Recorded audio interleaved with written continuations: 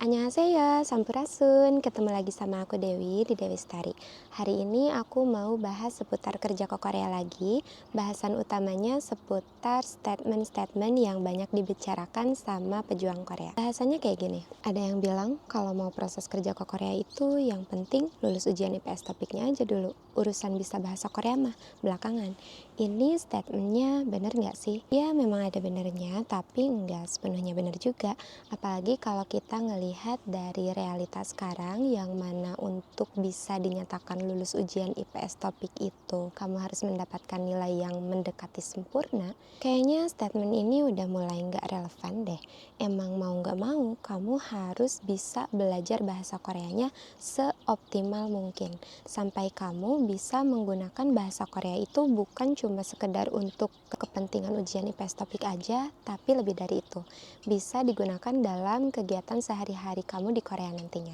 Ditambah lagi sekarang banyak sajang Korea yang mengeluhkan terhadap rekrutan pekerja asingnya yang dinilai banyak terkendala bahasa Korea, khususnya saat menanggapi instruksi di tempat kerja. Kendala bahasa Korea ini juga menjadi salah satu faktor lain kenapa banyak pekerja asing yang merasa tidak betah di tempat kerjanya dan pengen pindah tempat kerja. Tapi yang jadi concern utama kenapa banyak sajang Korea ngeluh itu adalah ada banyak terjadi kecelakaan kerja akibat terkendala bahasa Korea. Salah paham, instruksinya A malah ngelakuin C. Dikutip dari The Korean Times, data menunjukkan bahwa risiko kematian pekerja asing akibat kecelakaan kerja itu lebih tinggi 2-3 kali lipat dibanding pekerja Korea. Baratnya kalau di perusahaan tersebut ada 10 orang pekerja Korea yang meninggal akibat kecelakaan kerja, nah jumlah pekerja asing yang meninggal itu bisa mencapai 20-30 orangan, kayak gitu. Ini akar masalahnya apa? Yaitu tadi, kendala bahasa. Sebanyak 48,9% pekerja asing gak paham instruksi di tempat kerja. Sisanya gak paham aturan keselamatan di tempat kerja.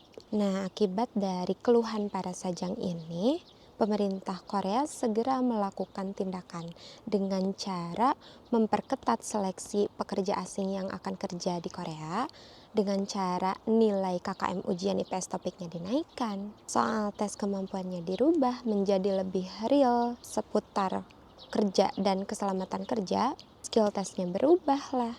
Itu intinya keluhan para sajang ini bukan ngegaris bawahi banget tentang para pekerja asing yang nggak bisa bahasa Korea, enggak. Tapi ini lagi ngomongin tentang keselamatan kerja, lagi ngomongin tentang nyawa.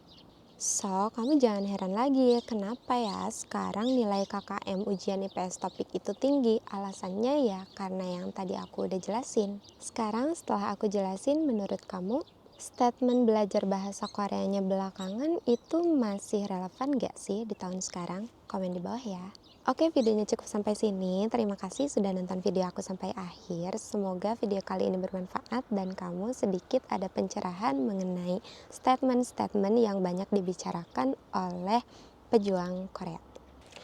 Jika dirasa video kali ini bermanfaat, kamu bisa share video ini ke teman, sahabat, kerabat terdekat kamu yang mungkin lagi ngebutuhin penjelasan tentang ini.